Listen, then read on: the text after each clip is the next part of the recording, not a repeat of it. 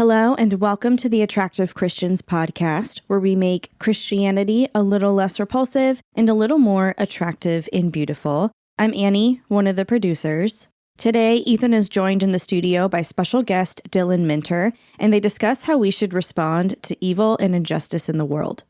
As always, make sure you subscribe to the podcast, share it with your friends, follow us on all the socials, and if you have any thoughts or questions or an idea for a topic you want to hear on the show, let us know by sending us a DM, or you can always Gmail us at attractivechristians@gmail.com. I don't miss you anymore.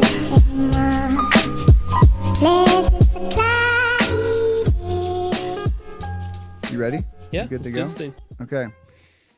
All right. Hey, everybody. Welcome back to Attractive Christians, the podcast where we try to make Christianity a little bit less repulsive and a little bit more attractive. This is Ethan Renault, and today I have a special guest in my condo with me. You want to introduce yourself? Yeah, my name is Dylan Minter. Ethan is a regular at one of the coffee shops I work at.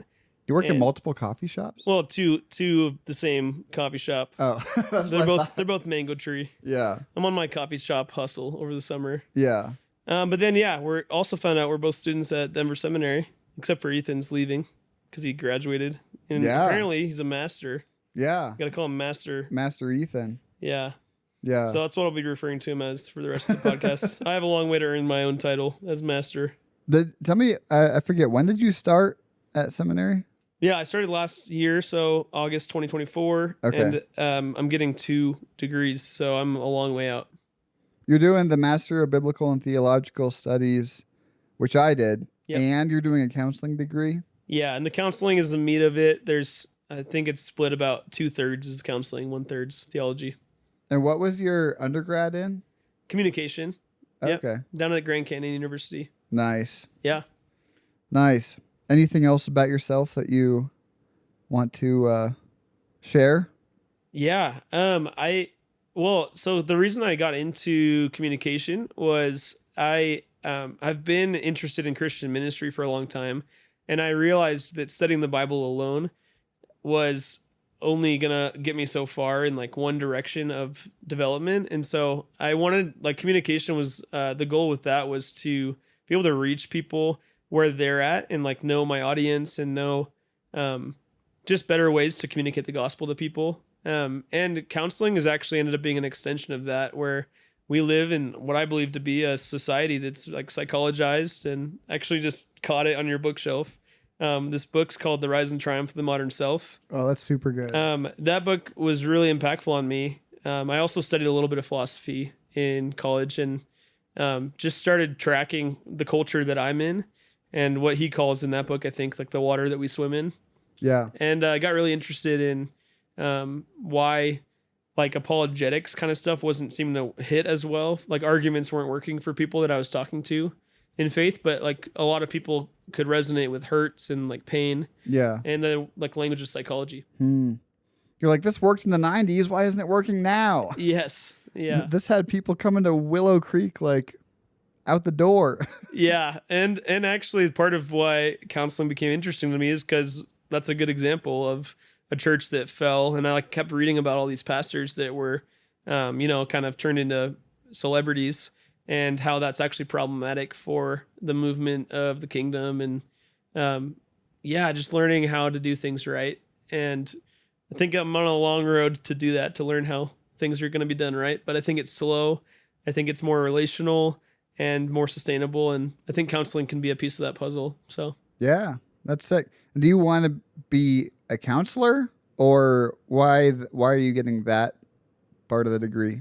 yeah, right now I want to be a counselor. I don't know necessarily what form.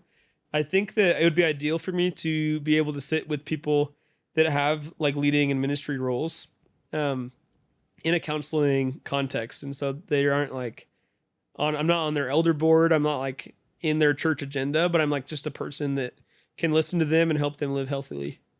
Yeah. So like a counselor for pastors? That would be specifically? awesome someday, Lord willing. But yeah, I think that's a longer road to get that kind of reputation. Yeah. I want to be a good counselor first, and then I think knowing myself, I think that's like something I could do longer term. Yeah. Yeah. Are you gonna like flip it on me during this podcast and make me cry and make me dig into all my history? I will never do that unless you want to go that direction. I'm happy to. But Fast forward 45 minutes and I'm just in tears. it is funny. Only a year into counseling, though, every time you tell someone, it's like maybe 1 in 3 or 4 people kind of want to get a free session out of you. Like I was on a chairlift with this guy last winter, and in the 10-minute chairlift ride, he told me so much of his life story. And it's because like early on, he asked why I was in school and all that. And I told him I was a therapist in training and all that. And he was like telling me about the divorce he was filing. And I was like, well, bro, wow. we just met, so I didn't charge him for that one. But. Just a random dude you happen to be with on the chairlift? Yeah. And I mean, in general, I feel like I've had that effect on people to like bring out deep stuff. But when you're like, it's a profession, I think people are looking to see if you can just like read their mind or something. And maybe that magic power exists. I haven't figured it out in school yet, but yeah, I'd say my dad's a pastor and I've always noticed similar things, and he always tells similar stories too, where it's like, he's sitting next to someone on a plane, tells him he's a pastor, and it's almost like they start pouring out their sins or something, like, yeah, well, I'm struggling with this right now and I'm going through this. And so it's like a similar thing. Yeah. Where like people kind of go deep. Whereas if you're like, I'm in finance, they're like, oh, cool. Yeah. Spreadsheets. Yeah. I don't want to like bring performance out of people. I hope it is like authentic, and I think it can be cool as like part of me being like an image bearer and like trying to represent God well in the world. I think sometimes people recognize that and they like want to be better just because they're around what they see. And I hope that's what's happening. I hope it's not like they feel judgment, so they like try to talk through something in a way that like makes them feel better about themselves. Like I hope not to bring out inauthenticity. Like I hope it's coming from a place where people like really want connection and they see that I'm someone that's trustworthy to connect with. Yeah. Yeah. And I'm sure the context varies, obviously, and you're very aware of that. Yeah, like, chairlift. I mean, I wasn't really even looking for it on the chairlift. This guy just needed anyone and everyone to hear from him at that time in his life. So. Have you seen that movie, Crazy Stupid Love, with Steve Carell and Ryan Gosling and Emma Stone, just like La La Land? Yeah, we were just talking about La La Land. I finally watched it last week. That's why I mentioned it. But I want to say I've seen it, but I've also just seen most of the movies with all those actors, so I'm not sure at the moment. It's the one where Steve Carell's wife files for divorce against him, and he's sitting at a bar, and he's like, my wife cheated on me with David Lindhagen. And he just goes on to every single person in the bar about how his wife cheated on him with David Lindhagen. No, yeah, I don't remember. Night after night. It's one of the best movies. It's so funny. So there's my rec, I guess. Okay, you got your rec out. Yeah. Oh, moving into recs. Rex. And I didn't even thank Annie and Mark. I almost forgot. But thanks, Annie and Mark, the producers of this show. But yeah, Crazy Stupid Love. It's got Steve Carell, Ryan Gosling, Emma Stone. Those are the main ones. And then, what's the guy? Kevin Bacon is in it. And Kevin Bacon is the guy that his wife cheated on him with. Yeah. And, but yeah, and then Ryan Gosling, like, turns him from a frumpy, middle-aged guy to, like, a stylish, like, while he's going through his divorce. But then, I'm not going to spoil anything. It's just such a great movie. It's so funny. I'll have to go and watch it. Yeah. I've got my last kind of couple weeks of summer, so I got to watch a couple rom-coms here and there, Yeah, you have to. It's a classic. Should I jump into my rec? I just thought of one. Oh, it wasn't La La Land? No, I definitely would say it's like, might get some flack. People don't even know me on this podcast, but I think it's pretty mid as far as like stories go. I liked that the ending's not normal. You thought La La Land was mid? Yeah. Well, I think it's mid just because it's a musical, and right. I don't like musicals. Right. Like, I think there's some parts of it that are really beautiful. Like, I think they did a good job creating, like, good art. But then it's just, like, I don't know. There's some parts of it that I could have done without, so. Yeah. My rec, though, for context, I'm, like, a middle school leader down with Young Life locally, and I was at a camp with them. And something that was a game changer for me on this trip was I spent 10 minutes every day using this app called Pause by John Eldridge. He's like written some books. Wild at Heart. Yeah, that's like his most famous one. He wrote one about resilience more recently. I don't really read him much, but I really like his, it's kind of like guided prayer. It's more about listening prayer. The idea is just pausing at the start of your day. Yeah.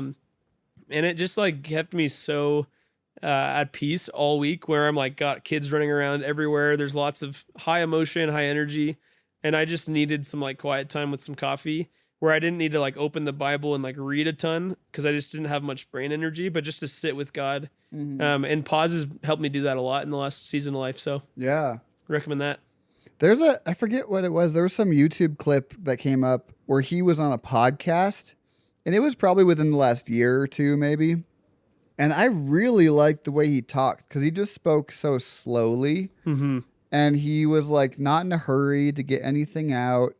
And he was very, like, you can tell that he's practiced that of, you know, I feel like he's gone through seasons as a man. Like, he wrote his Wild at Heart, which is like adventure. Rah! Like, Yeah. honestly, I loved Wild at Heart when I read it when I was like 19 or something. Yeah. And I was like, this is sick. It amps me up. And now he's in his like grandfather stage where Yeah, he's just totally. like slowing intentionally, like peace. And Yep. I very much got that vibe from him on this podcast. Yeah, his voice is like the kind that I want as a therapist. It's very therapeutic. It's very like inviting and curious. He doesn't have much agenda to him. He's just really at peace, like you said. Yeah. Yeah.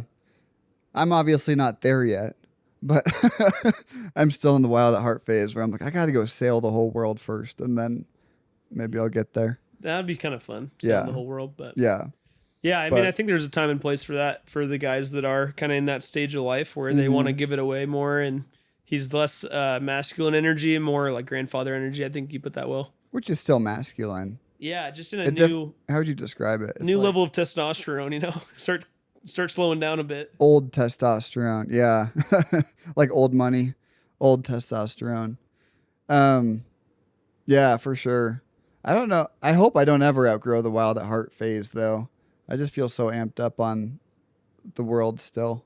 Yeah. Yeah, I think for me, I found a lot of that kind of stuff I have like a kind of a history in guiding ministry and like guided with my university down in Phoenix too. And Where did you guys go? yeah, so from Phoenix, not a lot of places in Phoenix. There's like a couple of local mountains you can do for like sunrises, but it's just a desert, you know? Yeah.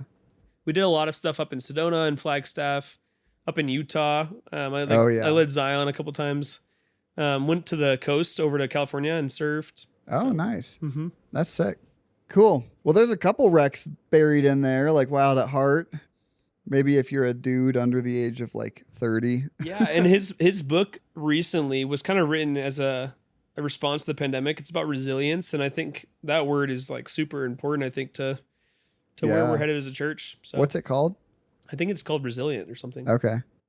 Yeah. Sick. Well, with that, we can move on to meat. Meat. Okay, so yesterday, Dylan sent me this blog that you had written on your Substack, and it was really good. It was about a trip to Rwanda, and the topic was about evil. Do you just want to kind of, I guess, first talk about your trip to Rwanda, and then maybe the topic of the blog? Yeah, absolutely. So my friend and roommate at the time is Rwandan, and so I went on this trip with him. The goal was not like to do a mission trip where we go and feel good about ourselves for a week. How long ago was it? It was back in June. Yeah. Oh, it was this year. It was really recent. Okay. That reflection was like pretty fresh. So I took a few weeks of just processing on my own, and then decided I could produce something that for like other people too. And man, the trip was a lot of things. It was really quick. We were on the ground for 8 days. So with travel time, like that was pretty quick for like a day of travel both ways. The goal was just to learn about their culture. Their context is, if you haven't heard about it, pretty tragic genocide in the 90s, 94. Yeah. It's really shaped their people. And there's a lot of things I could say, but I would say that, like, to summarize, they are committed to not retributive justice, but restorative. And that means like they're not choosing vengeance as the answer to the genocide, which was just full of horrific things. You can read about it. There's a couple movies like Hotel Rwanda. Hotel Rwanda. Yeah. Was The Last King of Scotland Rwanda, or was that? I don't remember. That was. It was one of the African countries. I can't remember which one. Yeah. Anyway, yeah, there's a lot of material out there about it in general. Like, I don't want to summarize all that we saw, and like it's hard to really bring other people into it. I've discovered in the last couple months of being away from there, but it just was disturbing, I think is the best word to put. Like, we went to all these memorials and just like got to read stories and anecdotal things that happened. There's like just a lot of evil is really in our face. And I think it struck me that like I've encountered evil a lot in my reading and theology in my life in like small ways. And I was trying to find any way where I could even try to relate. And I just really couldn't in some ways. Like, I was holding this grief for people that have been grieving for 30 years. And it was beautiful to do that with some locals. Like, it was a gift not to be just a complete tourist, but like I was walking through it with people that was, some of them was their first time. And they were like young adult Rwandans. And So they were born after the genocide? some of them, yeah. The guy that I went with, my roommate, was like 4 when it happened. And so he woke, like he grew up literally like walking over bodies and stuff. My gosh. I mean, there was a million people in 100 days. And so it took a while that were killed? Yeah. Yeah. Yeah, by each other. And that was the conflict between the Tutsis? Is that what it was?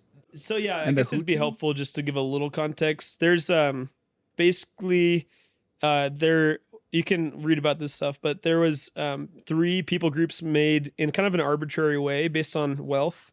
They were all Rwandan, and then the Dutch government came in and kind of divided them into Tutsi, who had at least 10 cows, and then Hutu, which had less than 10. And then there was, I forget the name, it might be Twa. I forget exactly how to say the third one. But it was like a minority group of the desperately poor that had even less. Kind of like the Untouchables in India. Yeah, so it was kind of a form of a caste system.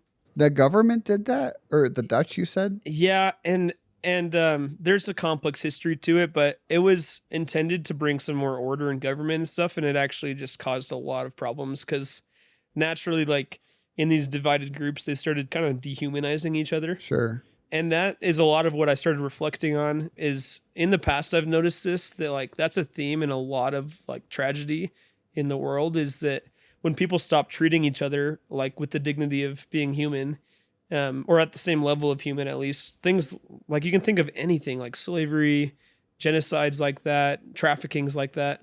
Mm-hmm. You can justify anything if someone's not on a level playing field with you. And I mean, yeah, so just being in the face of that for the first few days was, it was heavy. Our group was processing a lot. I have a lot more questions than answers, I think, even for God. I think it just, you don't just like leave with a nice like theodicy, like this is the problem of evil, how it works. It's kind of, it leaves you just feeling sick and like, how could this be? And so, yeah, most of the important work was just to sit with it for a bit. Yeah. And when you say work, do you mean like just work for yourself that you experienced and that you're processing and thinking through? Yeah, and I think something that in the West that I think is just like embedded in us is that we really want to fix problems. Like, we're such problem fixers that like, I think it's part of why we struggle with grief. And maybe I can even narrow that to like American, even like American Christians are like this. We just aren't necessarily super acquainted with grief.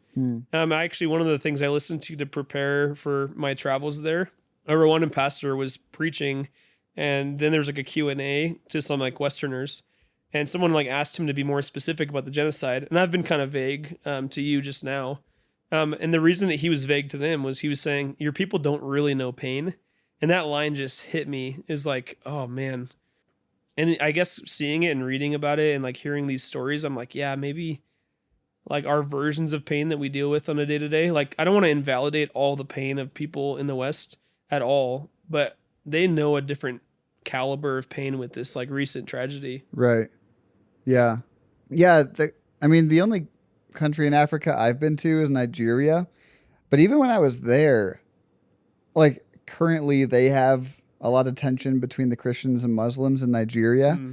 And when I was there, I met this one guy, and he was older at the time. This was in 2012, I believe. And he had been taken and held captive by a bunch of Muslims. And I can't remember if it was his right side or his left side, but he had like scars all over one of his sides, and apparently they gouged out, let's say, his right eyeball, Yeah. and cut off his right testicle, and like he had scars all over that side. He may have been missing some fingers from that side too, and they were, I think it may have been his right side, so they were like dishonoring him, his right side, you know, like symbolically. Yeah.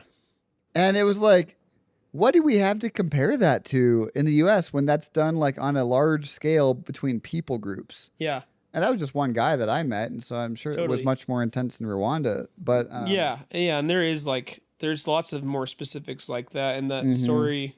and I've read some of the things that happened in the Rwandan genocide, and you just don't even want to think about them. Yeah. I think that has been our strategy, is to just be avoidant of pain in some ways, to the rest of the world, because there's just like, where do you start? I think is the question a lot of us were asking. And how do you really help? Because kind of like the second Bible for missionaries is called When Helping Hurts, you know? Oh, that's such a good book. Yeah. And they talk a lot about that, like how we can come in with our idea of what needs to happen, and it's much more complicated than that.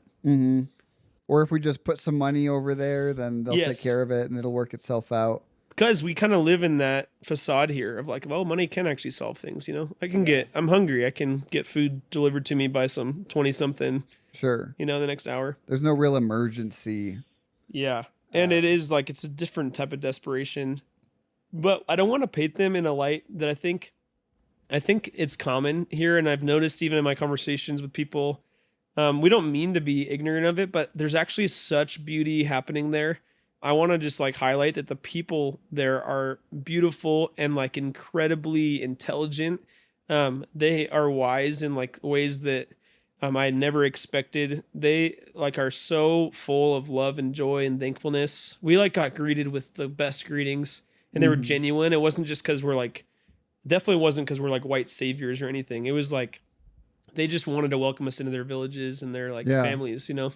All the cultures I've been to whenever I go east like that, or whenever I'm in Central or South America, even, there's just such a different view of hospitality in general. Yeah. And whereas like in the US, it's like stranger, you know, like for sure.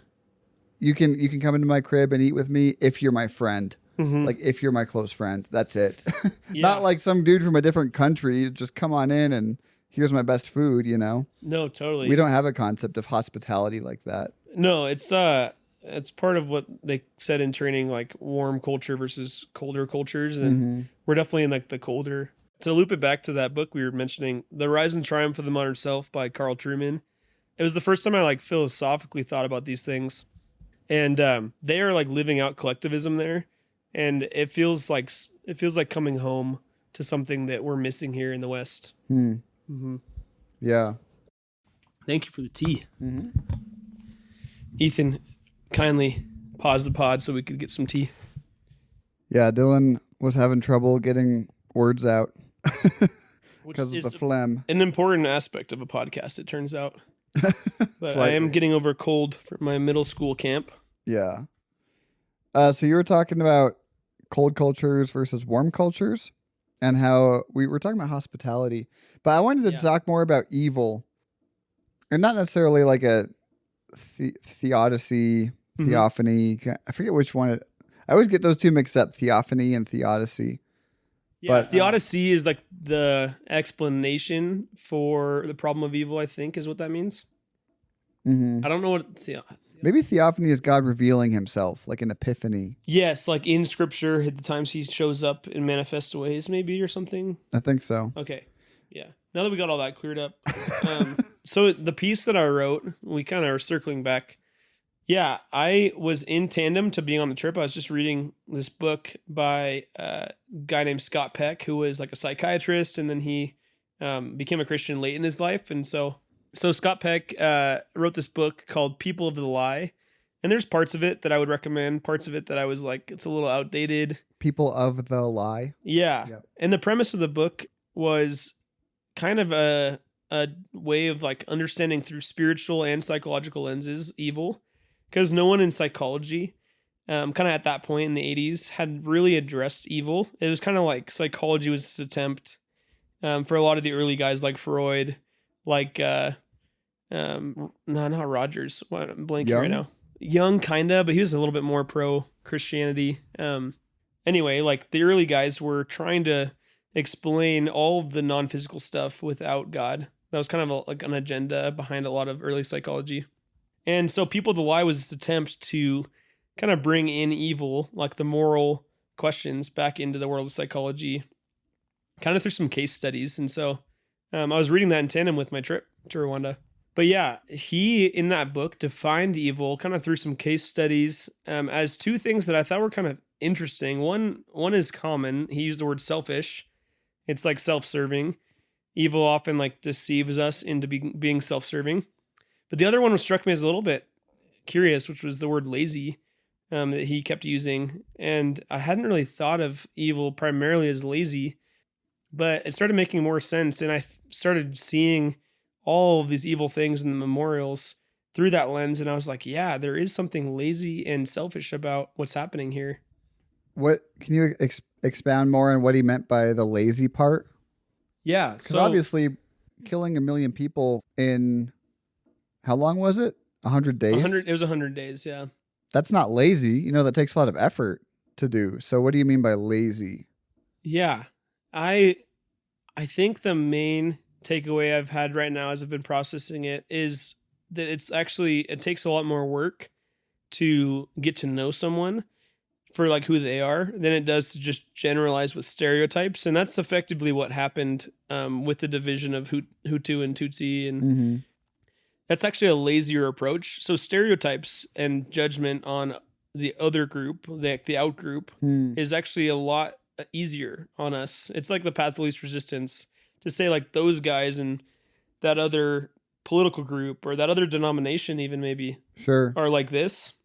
And then when you sit down with someone, you can actually discover most of the time that we're not like really that different from each other. And obviously there's exceptions and there is really big differences in people groups, but I don't know. I think there is something lazy about wide sweeping generalizations. Yeah, absolutely. Mm-hmm. Yeah.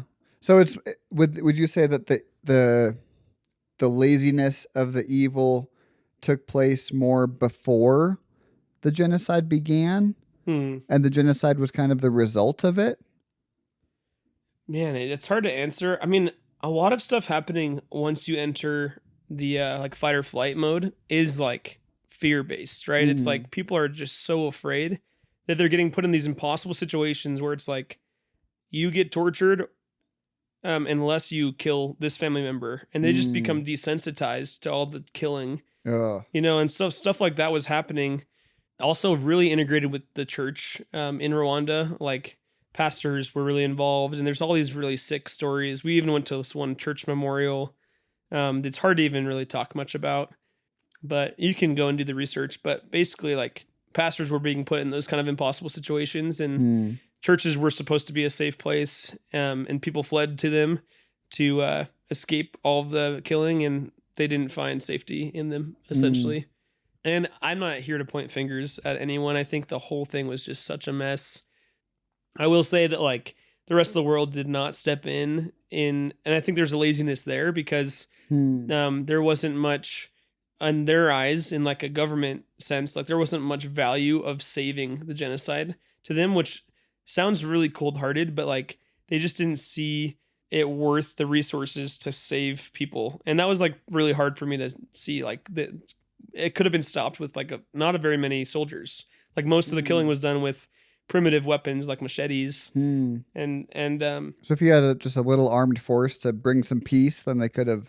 Yeah, you know, in the revolt that there's like a really cool story. We went to this memorial where it was about like the resistance that saved it. And it was like 600 people with guns in the capital that stopped like the 1 million person genocide eventually. So toward the end of the 100 days. Yeah, that's right. Interesting. Yeah. I don't know too much about that, to be honest, but yeah, I could easily see so many wealthier countries or just other countries in general saying that. Sadly, because we kind of use Africans as a colloquial device all the time. Hmm. Like, it's like, oh, don't waste your food. There's starving kids in Africa. It's just like a throwaway line. Yeah. And Yeah. I always grew up hearing it, probably saying it, before I ever realized that we're talking about real people. Right. And there's that disconnect between like, I'm sitting here in my comfy air conditioned crib, or, I'm this little like white family in the suburbs and we're super comfy. Yeah. Nothing ever really goes wrong other than the occasional Right. accident or, whatever. But like you don't really grasp it No. until you're there and you meet Yeah. people and you look them in the eye and you walk in their land and you drive down their streets and, Yeah. Well, and opening that can of worms is costly. Like I didn't return feeling like I could just never do anything about that. Like I'm like hopeful to continue to be committed to the people that I know now. I'm like connected to people over there through my friend, and my friend is hoping to go back and do some really cool stuff because he's from there, and he's spent a long time basically preparing to do as much as he can to be part of what is really happening already, which is like restoration. And they're building a really cool thing. I think they're like leading the world in a lot of ways with this type of restorative justice. Like they have they're such a bright light. There's such like amazing faith in Rwanda. And it doesn't surprise me, like knowing what scripture says about suffering and what it produces in us. There's like this depth of character and potential. And I think that they do need resources and like people to help. And they also need that to happen in a sustainable way, in a way that we don't just like, go and throw a bunch of money at things without thinking, but like we actually help them raise up leaders like my friend that have vision, and they know they're like, I will never know as much about Rwanda as they do and like how to fix things and how to make things better. And so I want to, if I have any like ability to, I want to equip them to do it on their terms. And I think that's like what it means to love our neighbors well in countries that aren't ours. Like, and I think helping hurts when we just try to make everyone like us. And that's why like the church has been criticized a lot for colonialism, because that's a much lazier and easier way to spread the gospel. It's like, let's just make everyone like our culture. And I don't see that in scripture. I actually see like all tribes and tongues and nations, and that means that they're distinctive nations and tribes and tongues. It doesn't mean that everyone is American by any means. We have to remind ourselves from time to time that we're like the ends of the earth. We're pretty far from where the Bible was happening in lifetime. So yeah, I had a missiology teacher once say that the gospel needs to become indigenous for a generation before it can spread throughout a culture. And that always stuck with me because it's like, yeah, you could show up and right away start making people Christians like you. Yeah. Versus Christians like them, like African Christians. Yeah. Because there's so much of our Christianity that really is married to our culture. Even the way we do church. Yep. The way, like the expectations we have. And like, I remember going to church in India, and it's basically an outdoor shelter. Like there's just like a roof overhead, but you're basically outside, you know? Yeah. And they're blasting music so loud that the speakers are going like, right. And it's just like crazy music, and they're just like screaming along to the lyrics, and it just looks like chaos. Yeah.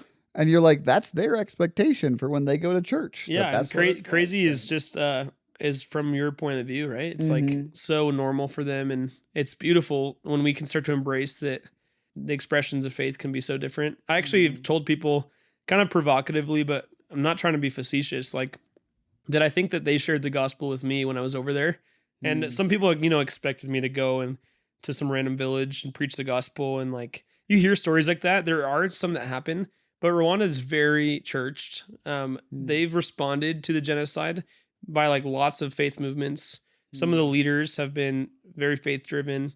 And one group that I've probably talked about the most was started by this Presbyterian pastor who invited perpetrators and victims of the genocide to the same like retreat weekend. And they all came to his church, didn't know that both were going to come. And the first day, this was like a few years after, like 10 years after or something. But like, of course, they were like shocked. They didn't really even talk the first day. And then the second day, the perpetrators, they're kind of in this vulnerable spot of like, I don't know how they're going to react to my presence. Like, I'm out of jail.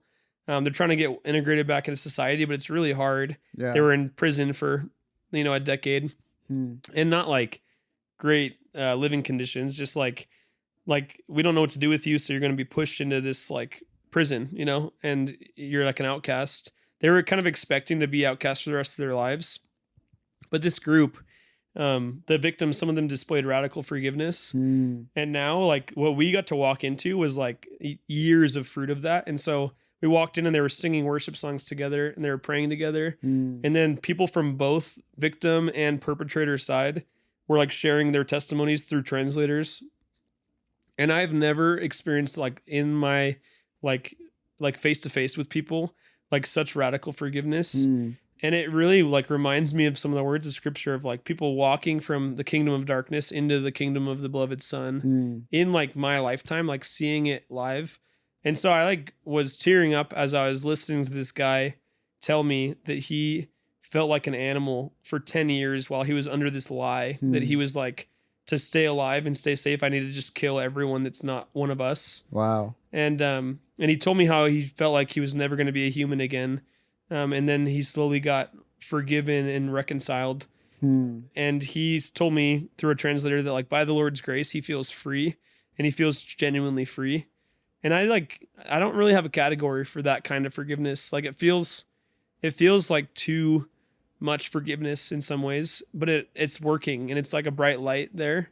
And so that's why I tell people like that story was like the gospel for me in a way that like, yeah, I know that like Saul killed people or like at least approved murdering Christians and then became Paul. But like, I just met a guy, who killed someone's family. And then that person who was like the one remainer in their family chose to forgive him because that's what Jesus commanded them to do. And it reignited something in me that like I definitely knew in my head theologically, but like hadn't ever experienced so upfront and like anecdotally. Yeah. It's quite powerful. There's a video on YouTube you can look up. It's like 1 minute long. And I've shown it in many sermons when I'm preaching about grace. And it's like, it was either the 90s or the early 2000s, just based on the video quality. Yeah. But there's, it's a courtroom. And there was a serial killer, and he had killed several young women. And so, like, family after family comes up, and they're like, I hope you rot in hell. Like, you deserve to burn. Like, they're just saying all these. Because, like, he killed their daughters. Yeah. So that's a valid response. And then this old guy gets up, and he's like, you took my daughter away from me, and that hurt our family a lot. But I believe Jesus tells us to forgive our enemies. And so I will forgive you today. Like in the courtroom says this to the guy. Right. And the guy had a stone face up until that moment. And as soon as the dad said that, he just like broke down crying. Yeah. When he said he was forgiven. And I like, obviously same idea. It's just so beautiful to see that. And it's a really powerful 1 minute clip. But I also think there's something to be said for, I think you go to church and you hear stories like that, the Holocaust, the Gulag, the Rwandan genocide, the serial killer.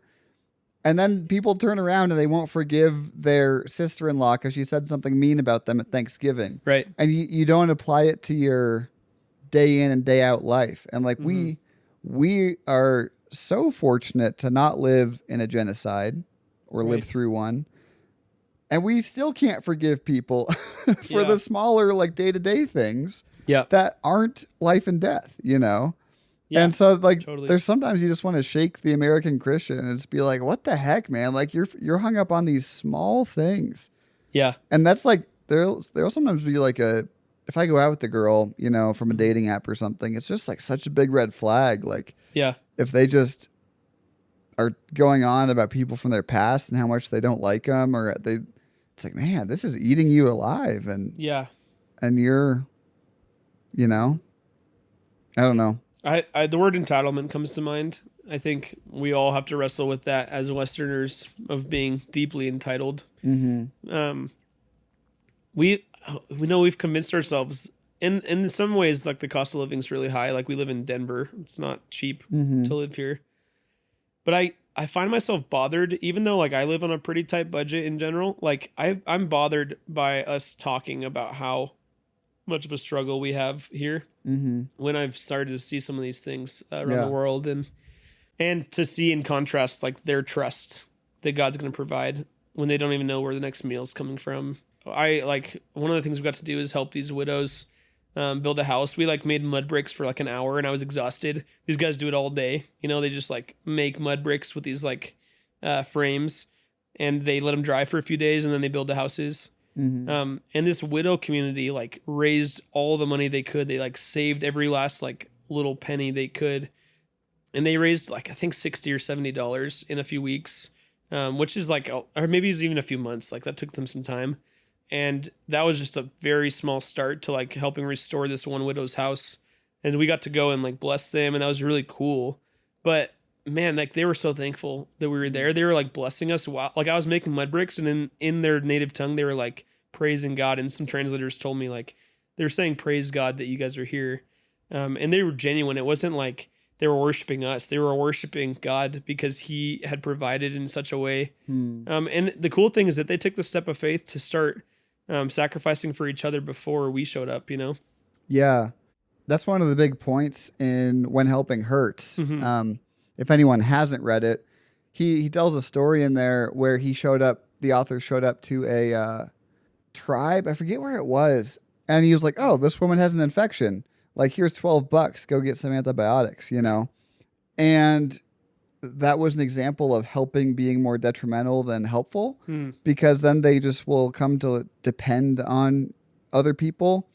And later, I think in that chapter, he's like, what I could have done is said, how will you guys as a community pull together and help her get the medicine she needs? And it's like everyone pitches in $1 and you empower them instead of just giving handouts. And so that is a similar idea. It's interesting, Ethan, because I actually think that that's a really important thing for us to hold on to, not just for missions, but like for the context of how we think about church here. Because I think that we start to rely so heavily on like a small minority of leaders at the higher level of churches that like we aren't actually, and there's like different factors to this, but we're not actually like empowering people to fish for themselves, to like use that metaphor. Like, and so I'm like personally deeply passionate about discipleship and how do we like equip the lay Christian to live the Christian life and not be like one pastor leaves the church falls apart, which I think is just all too common now. And I'm not blaming anyone specific for that, but I think that what I see in God is this immense patience and immense commitment to cooperating with us throughout history. And he's okay with giving really imperfect people chances to join him in his kingdom work. And I think we're a lot less ready to give away any power that we find ourselves with to people that are going to be imperfect. And so I think that like, that's such an important step, is to be like, yeah, I mean, $12 will give this person antibiotics and that'll be great for them to heal in that one situation. And it's not hard for me to give $12 to someone. But when I'm thinking long game and I'm thinking like multi-generationally, like that $12 is just going to cause them to be like, man, yeah, when these like Americans come over here, they can fix it. But otherwise we're kind of screwed because we don't have any pathway to healing without that dependence. And we'll just create systemic poverty that way, and we'll just perpetuate it, you know? Yeah. Yeah. It's like by giving a handout, you almost are keeping people in that place. And it's hard to give away power. Like I get why a lot of pastors really hold the pulpit, because it's like a scary thing to preach the word of God. And I'm like starting to a little bit, and it's like really intimidating. I don't want to mess up. Even on like a podcast, I'm like, I don't want to say something heretical and then my name's out there forever. Yeah. You've only said 4 heresies so far. Yeah, I know the heresy counter you have on the wall is really intimidating. But I'm like, oh, what did I say? That'd be awesome, actually. He doesn't actually Professor have one. Tafilowski has one of those. That's so funny. It's amazing. And if you look at it, I have a picture of it. It's like low risk of heresy over here. And it's like medium, moderate, high, extreme risk. And then the highest category is called Joel. Because Oh man, he just added someone. Oh, Joel Osteen. no, he had a student named Joel. Oh no. And he added that category. He's like, this is anything Joel says. Oh well, forgive me for any Joel Osteen fans on the podcast, but I'm not a big one. Yeah. Ironically, a lot of Africans are. Yeah, But prosperity does sell. yeah, especially when you're in poverty. Yes. But Ugh. yeah, like there's a missionary I support, and I don't mean for this to sound like a brag, but I just give them some money every month. And he's lived in Cambodia since 2018, I want to say, 18 or 19. He and his wife and now a couple kids, they just live in Cambodia since college. Mm-hmm. And like I get his monthly newsletter updates, you know? Yeah. And I read it, and like every other month I'm just like choked up, and I'm like, I have no problem sending this guy money. Yeah. You know, like Totally. because like one of the recent ones was this little girl, 5-6 years old, was just going to school, and her backpack was a plastic grocery bag. Mm-hmm. And all the other kids made fun of her because she had a plastic grocery bag with holes in it for her books and for her homework and whatever. Yeah. And so they gave her a backpack so she can go to school. Right. And I was like, how small is that to us? Right. But how big does that of a difference does that make in her life? And, you know, like it, on the one hand, it does seem kind of like a handout, but on the other hand, it's like empowering her to go to school and keep getting educated and keep, you know, and I was like, you can have all my money, man. Like, Yeah. like just Man, take that's it. so good. Yeah. There is something about actually connection with people though that causes that to be less about guilt, and that's more about love, it seems like, for you. And what I'm puzzled with, and I'm trying to figure out, is how like to not say it in a guilt tripping way, but to like stir up people to be like that, to be like, oh, I actually do have a little bit of disposable income, and I was just like considering getting this thing I really don't need. And meanwhile, $5 could get this girl a backpack, you know? Or how much was it? It's like, I don't know. yeah. And I mean, I bought some things in Rwanda at markets and stuff. Like, I was like saving money by buying like nice products there. Right. And like, I don't know. I think a lot of the time giving campaigns kind of work off of guilt. And I think that you don't get real love, compelled love to come out of people unless they're connected somehow. So a part of these kind of trips, I think, is like, I really love some people that I met over there, and I don't want to give because I'm like, I feel bad for them. I want to give because I love them, and like, I want to watch them flourish. Yeah.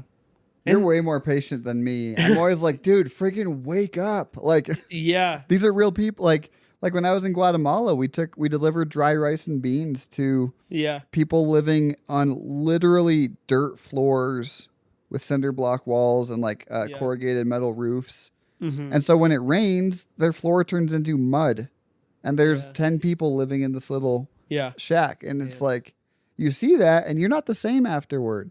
No. And I feel, I mean, you're kind for saying that, but I do like the thing, I guess part of what I like try to do, the very passive approach of like just writing a blog, is that I hope that someone's reflective with that kind of blog about evil being lazy and selfish, and going like, hey, like, in what ways maybe am I evil and am I selfish, or am I lazy? Am I selfish? And I mean, I would say this is like not, again, this isn't to stir guilt, but I would say like, is it lazy for us not to inform ourselves about some of the hardships around the world because we just don't want to know, because we might actually have to do something because it's that bad? Yeah. And is it selfish to think like, if of all of our dispensable income, like in terms of what can I get for myself, or like knowing that like I could donate $10 to a ministry that I was a part of over in Rwanda, and it could like change a kid's life. Like I could pay for a kid to go to school for a year. Yeah. I'm like, oh, I can have whole milk in my lattes for a week because that's a little bit cheaper than oat milk, you know. And maybe some people can't. I'll accommodate your allergies, you know. But like, I don't know. It's just immensely difficult for me to go and see that kind of stuff and then hear people complain, I guess, sometimes about some of the little things that money struggles are for them, you know? Yeah. Yeah. And I to be fair too, I think like I look back on myself because I didn't ever leave the country until I was 18, I think. Yep. And like prior to that time, I really had no conception of these are real people who live like children begging in Thailand or wherever, like it just wasn't real to me. Right. It's not like I was like, I'm being selfish. I don't want those kids to have anything. It's like they just weren't real. In some ways, it's hard for all of it to be real. Like you kind of have to pick something and help out. Like you can't really, like that's the other thing is I've realized so much through trips like this and other like experiences that I'm just so limited in what I can actually do. And that can leave some people becoming lazy and just like, oh, I'm just not going to do anything because I can't really do much. But I just think that's the wrong response. I think that if we all took the approach of like, I have like a drop in a bucket, then like we actually start to fill the bucket over time. Yeah. Yeah. Collectively. Mm-hmm. Yeah.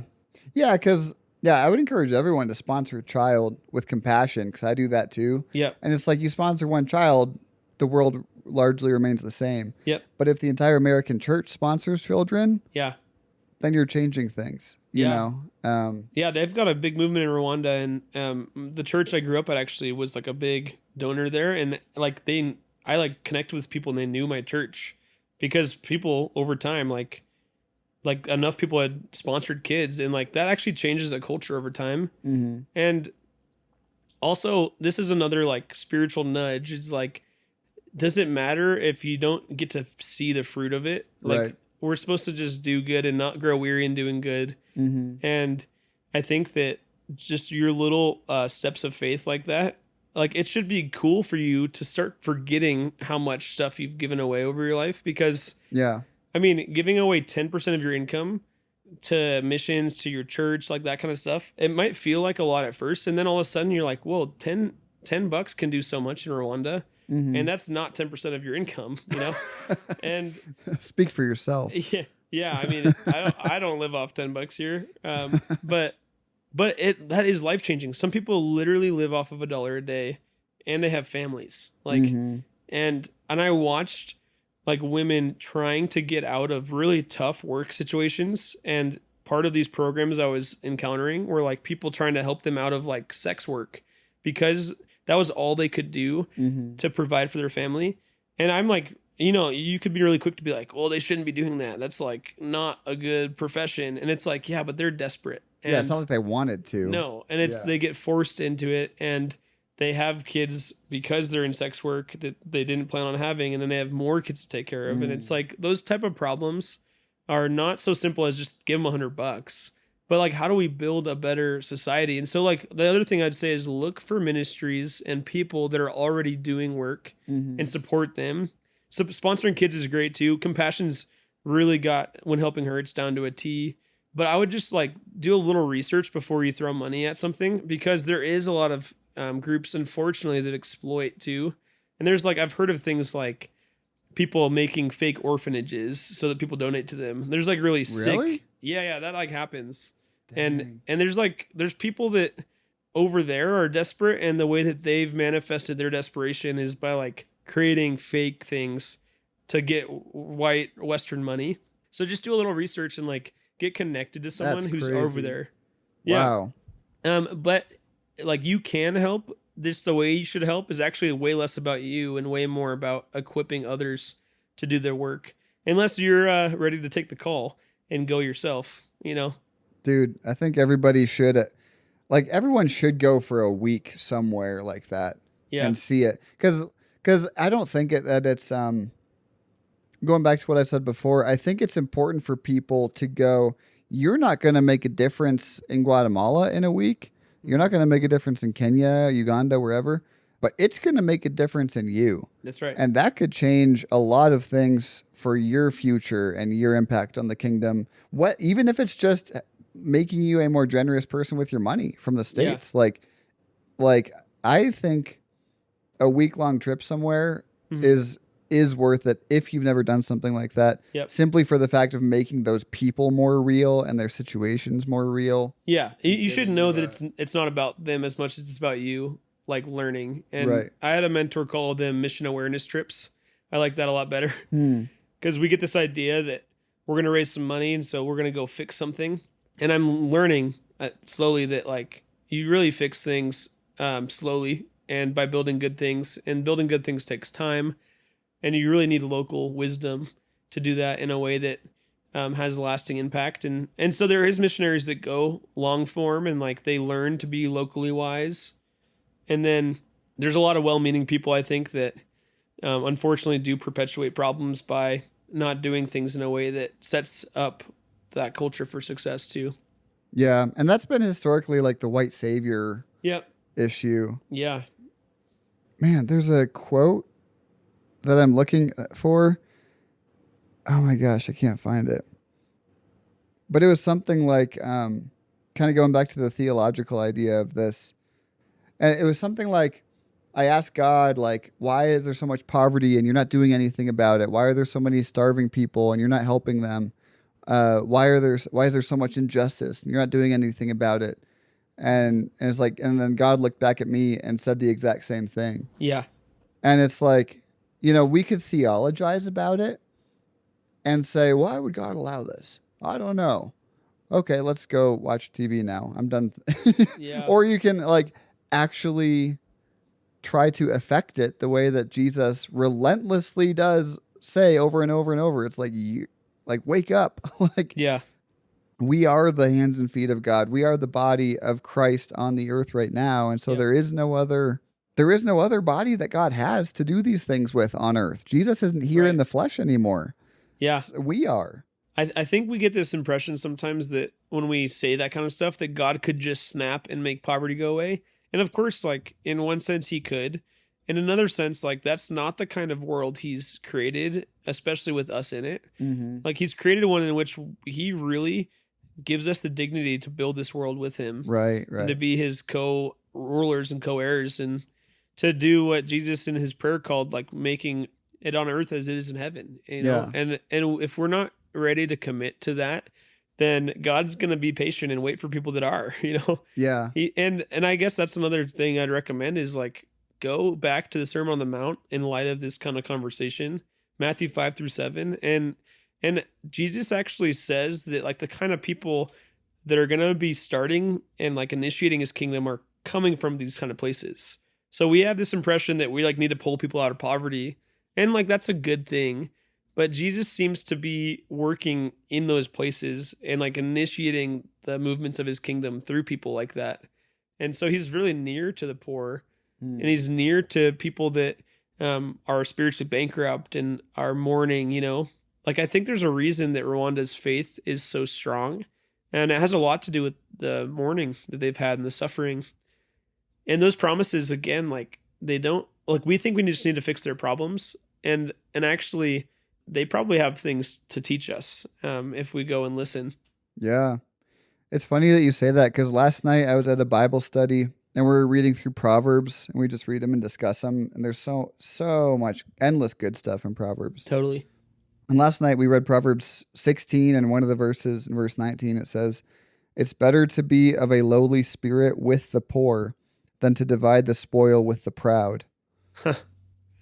And it kind of has several verses later that are echoing that same idea. And it's like, yeah, better to be poor, but like wise and good and humble than proud and rich.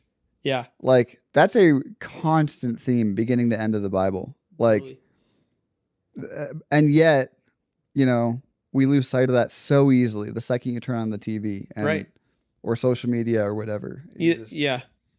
I think we're numb in a lot of ways because we're anxious, and we're anxious because we're worried about money.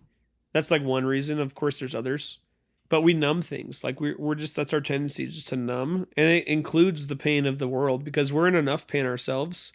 And I actually like want to validate that there is real pain, because our narrative hasn't worked in the West. Like the American story of more and faster and better, like it hasn't worked for us. Like we're exhausted.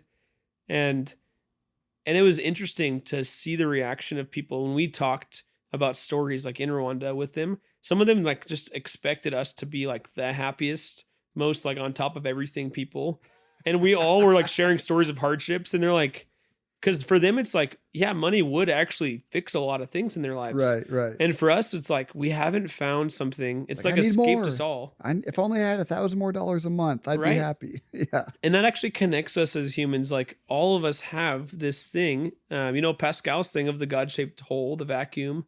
But like we are all longing on this side of heaven, and it actually like we think we can go fix their longing by just giving them the stuff that we already have. But how's that working for us? Right. And, That's true. And so when you go there, you realize that we're on a level playing field of like, we all need something that is not yet. And God's inviting us to be a part of bringing that about.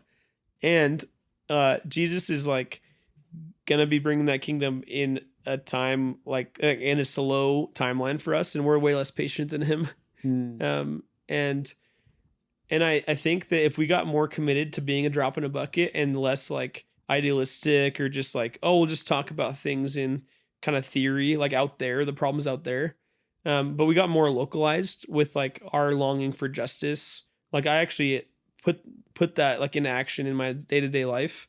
That's the way it's supposed to work. And then we invite a few people to come with us and call it discipleship, That vision to me feels way less glamorous, but it feels way more like what I see Jesus doing. He actually didn't super like being in the crowds. If you don't notice that, like in the Gospels, like he kind of pushes them away sometimes pretty quickly, Yeah.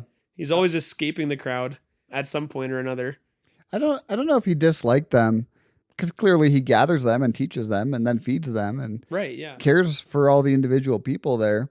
But I was talking last night too at the Bible study. This came up.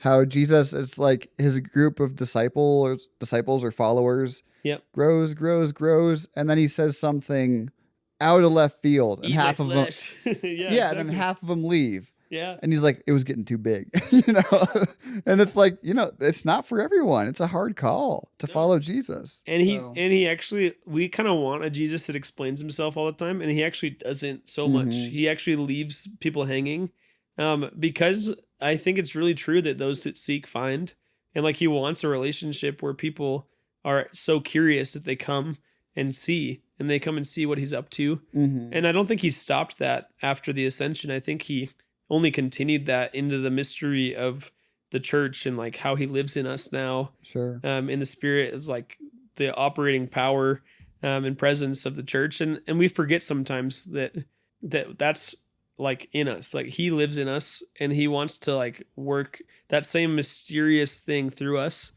But I think what's his name, Francis Chan, called it like being a caged lion, where like we're supposed to be in the wild, and we like have all this untapped energy that God's given us and entrusted us with, and we actually spend a lot of time muzzling each other because we're actually probably afraid of what would happen if we like released people into deep trust in God, and like people would go all over the world and some of them would die. And like, look what happened in the early church. So that was the like fastest, biggest movement of any faith in history. And it's mostly because people gave it everything, and they were dying for it. And like, I'm not saying everyone that listens to this needs to like go and be that radical missionary, but like, what's your next step in just like moving into a little bit more faith? They're like, oh yeah, what if I just trusted God with, a little bit more of my income? And I just asked him, I communicated with him about like, God, where do you want me to give this money? There's people that probably need it more than me. Yeah. And some of those people are local. And then a lot of those people like around the world there's leaders in other countries that are just desperate for a little bit of support so that they can go and get after it. And like, they don't want to spend all their time fundraising, They want to spend their time with the people because they have pastoral hearts, right? Yeah, I think that's really good. Yeah, I think asking what the next step is really good. Because, man, I just get so frustrated with some Americans. Like, I had this roommate a while ago, and one of my big things is diamonds. Like, 70, I believe last I looked, it was 72% of all diamonds sold in the US. They don't have verified origins. So that does not mean that all 72% are from funding militias and blood diamonds and all sorts of stuff. Right. But they don't know. Yeah. but they could be, some of Yeah. them could be. And so, Right. so I'm like, why perpetuate this whole, even if you buy one of the other 18%, 28%, Yeah. that's like, not as bad. That's like certified. Mm-hmm.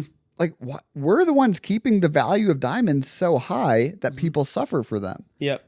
And so I had this roommate and he just bought a giant diamond ring for his girl. And before he did, I was trying to tell him, I was like, dude, if you like, what about other options? Yeah.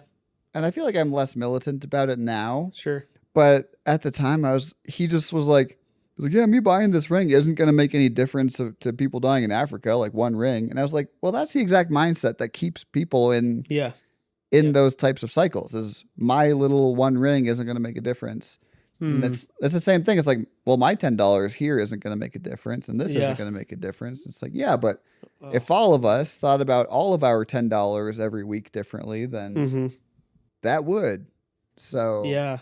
It makes me think of two things. One, to reiterate like the article, like evil is lazy and selfish. And there's actually like something that we have to self-examine that's deeply lazy about not examining those kind of things. Like we don't take into account. I mean, I have so much work to do in this area. Like I don't know where a lot of my clothes come from, and it's actually, it feels impossible to escape ethical like decision making, like there's so many unethical things that we just live after.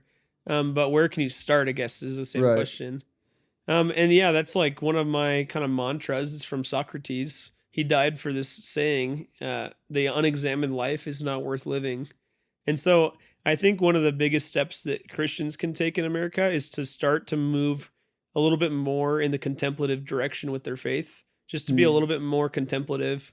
We do a lot of intaking media and like intaking resources. I love reading theology. I love listening to theological discussion and stuff. And I think I don't do enough like self-examination in a way that, like, I'm not trying to do project self. I'm trying to do like, how can I serve and love my neighbor better in like different areas? And so taking like a next step in that might look like starting to build like a rule of life, that's like more of a spiritual formation practice. Like the Practicing the Way group's got a great tool on that. But just starting to think like a little more intentionally about the things we do with our lives, and how like asking the question, like, what would Jesus do if he were in my shoes, in my life? Because actually the reality is he lives in you. And how are you like letting that work out into your life? And that is hard. It is work. And I think not to get confused with like works-based salvation or anything. Right. This is just like, how do we like live out the truth that's already in us theologically? And how do we like live and embody the fact that Christ lives in us? And something like, yeah, maybe I'll just like make sure that my diamond, if I still want a diamond, is ethical for my fiance. At the very least. Like that's bare minimum, and then, yeah, what if we start questioning some of our like norms in culture and like, is that really serving to move things in a kingdom direction? And like people often say stuff like, that's not that deep, but it's like, well, like you can take life really seriously because Jesus gave us like the honor of being an image bearer. And you can also be silly and have fun and like enjoy like the lightheartedness of life. You don't have to let it all weigh down on you. But there is steps to take. Like, I hope you're getting that from this conversation. Yeah. That there is like a myriad of things that we can do to just live a little bit more intentionally and examined. Yeah. A little more self-aware. That's good stuff, man. Well, unfortunately, my tattoo client is going to be here in a couple minutes, so I have to tattoo someone. Yeah. That's good. But Dylan, thank you so much for coming here and having this great conversation. This is a much more practical episode and much less theological than I normally do. And I mean that in the best way possible, because I think it's so good to talk about the real world and things we can actually do with our lives and our money and our actions. And yeah, totally. And not just always be talking about the abstract, up there, heady theological stuff. Yeah. So I think it's really good. So thanks for being here. Do you have any closing thoughts or closing remarks? Yeah. Well, even what you're saying, I think makes me just want to acknowledge that there's room for both those. And it's important for us to go into the lofty theology and like philosophy. I love that world. Like I love swimming in that world. it's important for us to look across the street at our neighbor just like it's a less lazy approach to do that, to actually get active in our life. The opposite of laziness is like activeness or whatever the word is for that. And that's hard because we start to rub against our limitations, I think, as soon as we start to try to do something. Yeah. And so I guess I would just say be prepared to realize that you're really limited, and God's okay with that. He's not threatened by that. Yeah. Because he's patient and he is going to give us grace along the way. So yeah, Ethan, thanks for letting me join you on the pod. Hope we can keep it up in the future. Yeah, for sure. Anytime. Good stuff. And thank you guys so much for listening. This is Attractive Christians. And remember, you can always write in your thoughts or questions or topic requests or whatever. Just Gmail us, attractivechristians@gmail.com. I'd love to hear from you. And thanks again to Dylan. Shout out to Annie and Mark for helping produce this. And stay attractive, models. Love you. Bye. I don't miss you anymore.